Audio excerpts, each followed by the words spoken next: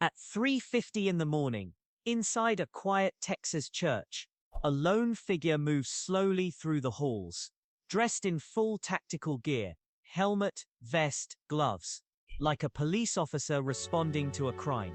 But this person isn't law enforcement. They are the crime. Security cameras capture the eerie moment. The figure wandering through the empty church, opening doors, smashing windows, pacing the halls as if waiting. Just hours later, fitness instructor Terri, Missy Bevers, would walk through those same doors. She never walked out. Brutally murdered before her early morning fitness class could begin.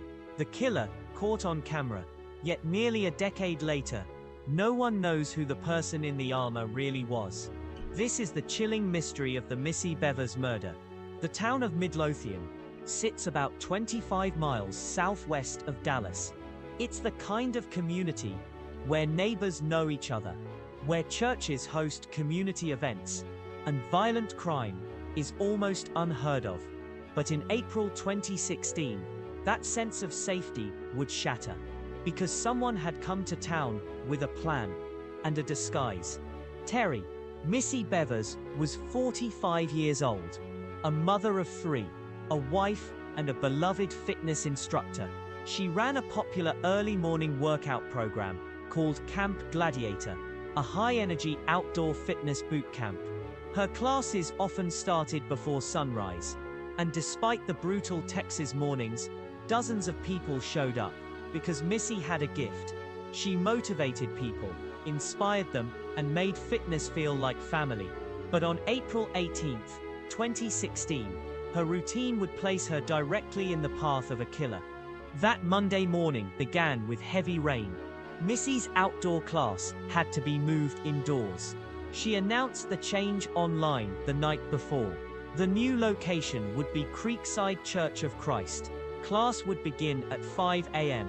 Missy arrived early, as she always did, around 4:15 in the morning. Her job was simple: set up equipment, prepare the room, and welcome the class. But she had no idea someone was already inside, waiting. Before Missy ever arrived, the church security cameras had already captured something chilling. A mysterious figure entered the building around 3:50 a.m. They were dressed head to toe in tactical gear, helmet, body armor, heavy boots, the kind worn by SWAT teams or police officers. The figure wandered slowly through the church, opening doors, breaking glass, peering into rooms, almost casually, like they had nowhere else to be, or like they were waiting for something or someone. One detail in the footage immediately caught investigators' attention: the way the suspect walked. Their gait appeared unusual, almost a slight limp, or perhaps stiff legs. It wasn't the confident stride of a trained officer. It looked awkward, almost theatrical. Some viewers later described it as unsettling. Others said it looked almost casual. But everyone agreed on one thing: the figure did not seem rushed. At 4:16 a.m., Missy Bevers arrived. Her truck pulled into the parking lot as rain continued falling. She grabbed her workout equipment, unlocked the church doors, and stepped inside. Somewhere inside that building, the person in tactical gear was still there. The security cameras would never capture the exact moment they crossed paths. But what happened next was brutal.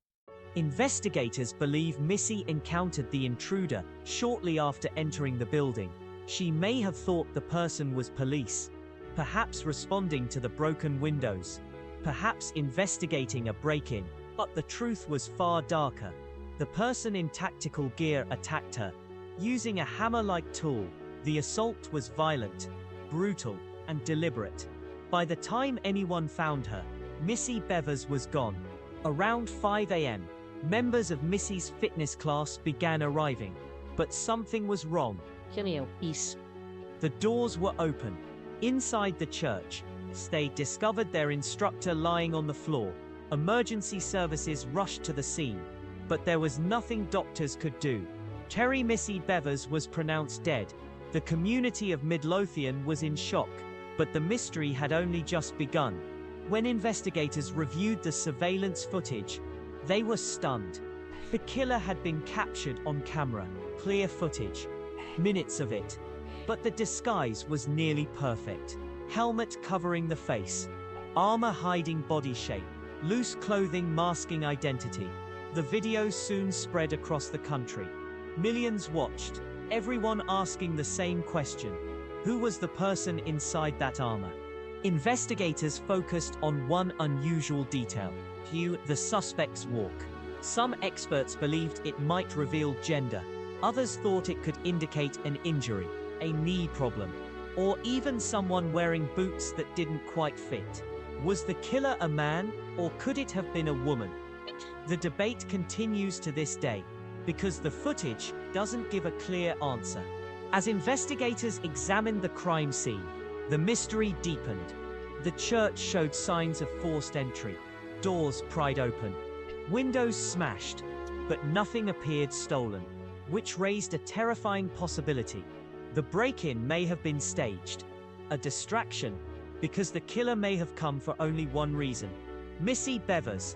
As daylight slowly broke over Midlothian, investigators began combing through the church. Every hallway, every doorway, every broken window. The crime scene told a strange story. Glass doors had been smashed, interior rooms had been opened, but nothing valuable had been taken. No computers, no equipment, no money. It didn't look like a robbery. Instead, it looked like something else. A performance. A staged burglary meant to make the killer appear like a random intruder. But detectives were beginning to suspect something far more chilling. The person inside the church might have been waiting for one specific person, Terri Missy Bevers. In the surveillance footage, the suspect is seen carrying what appears to be a hammer or pry bar, a tool capable of breaking glass and capable of causing deadly injuries. Investigators believe the same type of tool was used during the attack, but the weapon itself was never recovered, which meant the killer left the scene with it, or disposed of it somewhere nearby. A missing weapon, a disguised suspect, and almost no forensic evidence. The case was becoming more difficult by the hour. Then investigators discovered another clue. Nearby security cameras captured a suspicious vehicle driving slowly through the area around the time of the murder. Asterisk, Nissan Altima. The car moved through the neighborhood between 2 o'clock and 5 o'clock in the morning, slowly, almost as if the driver was searching for something or waiting for someone. Police released the footage to the public, but the car's license plate couldn't be seen clearly, and no driver could be identified. Another clue, but still no answers. Investigators began building a timeline. 3:50 a.m. The suspect breaks into the church. 4:16 a.m. Missy Bevers arrives. Sometime shortly after, she encounters the intruder. The attack occurs. By 5 a.m., the killer is already gone. In less than 1 hour, a life had been taken, and the suspect had vanished. When police released the surveillance video, the entire country began watching. The footage spread rapidly across the internet. Millions of viewers studied every movement of the suspect. People analyzed the walk, the posture, the height. Some believed the suspect looked like a man. Others insisted the walk resembled a woman. Online forums filled with theories, but the identity of the person behind the helmet remained hidden. The suspect's clothing raised even more questions. The gear resembled a police tactical uniform, helmet, body armor, heavy boots, even patches resembling law enforcement. But investigators later confirmed something important. The equipment did not appear to belong to any local police department, meaning the killer had likely purchased the gear independently, possibly online, or from a military surplus store. A disguise designed to hide identity completely. As detectives searched for suspects, they began looking closely at Missy's life. Her family, her friendships, Her work. Her husband, Brandon Bevers, was away on a fishing trip in Mississippi at the time of the murder. His alibi was quickly confirmed, but investigators also examined financial records, phone calls, social media messages, because sometimes the motive for murder hides in the victim's personal life. Investigators discovered something unusual. Days before the murder, Missy had received a strange message on LinkedIn. The message came from someone using a fake profile. The tone of the message was described as flirtatious and somewhat strange. Police investigated the sender, but the trail went cold. Whether the message had any connection to the murder remains unknown, but it added another layer of mystery. The suspect's walk continued to fascinate investigators. The slow steps, the slightly outward swing of the legs. Some experts believed the gait could identify the killer, but there was a problem. The heavy tactical gear could easily alter the way someone walks, boots that were too large, armor that restricted movement, or even a deliberate attempt to disguise posture. The walk might have been real, or it might have been another layer of deception. Months passed, years. Detectives followed hundreds of leads, interviewed dozens of witnesses, reviewed thousands of tips, but the suspect in tactical gear remained unidentified.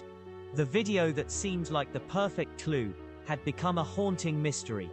The killer had been seen, yet somehow still invisible.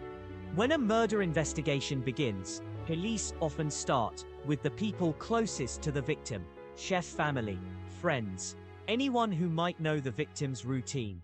Investigators looked closely at Terri, Missy Bevers' family circle. They interviewed relatives, friends, coworkers, and of course, her husband. But every lead seemed to end the same way. No clear motive, no direct suspect, just unanswered questions. Then a strange comparison surfaced online. A surveillance video from a sporting goods store in California. The footage showed Randy Bevers, Missy's father-in-law. Internet users noticed something unusual. His walk looked somewhat similar to the suspect in the church video. The comparison spread quickly across social media. People slowed the footage. Side-by-side comparisons appeared online. But investigators soon clarified something important. At the time of the murder, Randy Bevers was in California, more than 1,000 miles away. His alibi checked out.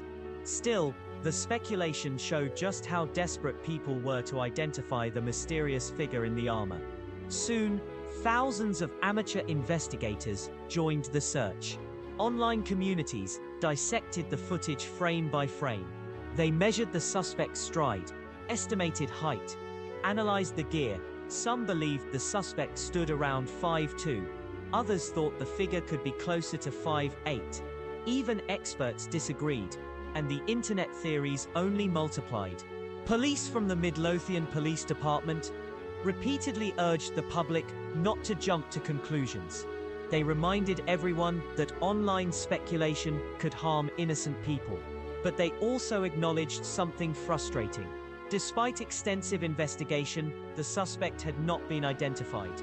The footage showed the killer clearly, yet the disguise had done its job.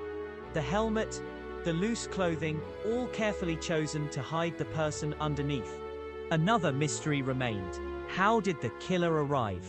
Investigators searched for vehicles seen near the church.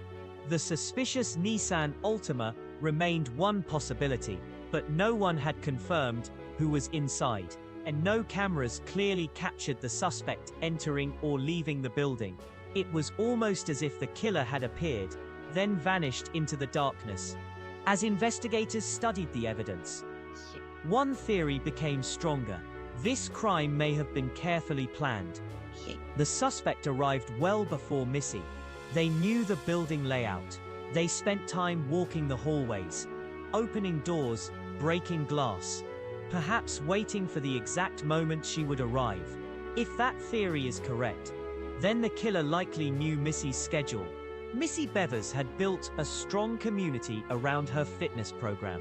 Stole camp gladiator classes, attracted people from across the area. Many of them became close friends. Iserman became close friends. They described Missy as energetic, encouraging, someone who genuinely cared about the people she trained, which made her murder even harder to understand, because by all accounts, she had no known enemies. Nearly every piece of evidence in this case leads to another question. Who owned the tactical gear? Why break windows inside the church? Was the suspect male or female? Did the killer know Missy personally? Or was the attack random? Investigators have spent years searching for answers, but the person captured on camera remains unidentified. Even today, the surveillance video remains one of the most unsettling pieces of evidence in any modern murder case. The suspect walks calmly, almost casually, opening doors, breaking glass, as if they had all the time in the world, knowing that somewhere in the darkness, their victim would soon arrive. Years later, the people of Midlothian still remember that morning. They remember Missy, her kindness, her energy, her laughter during early morning workouts, and they still wait for answers, because somewhere out there, the person in that tactical armor still exists. The camera captured them, but their identity remains hidden, and until that mystery is solved, the case of Missy Bevers' murder remains one of the most haunting unsolved crimes in Texas. If you want more gripping true crime stories like this, hit like and subscribe and never miss a case.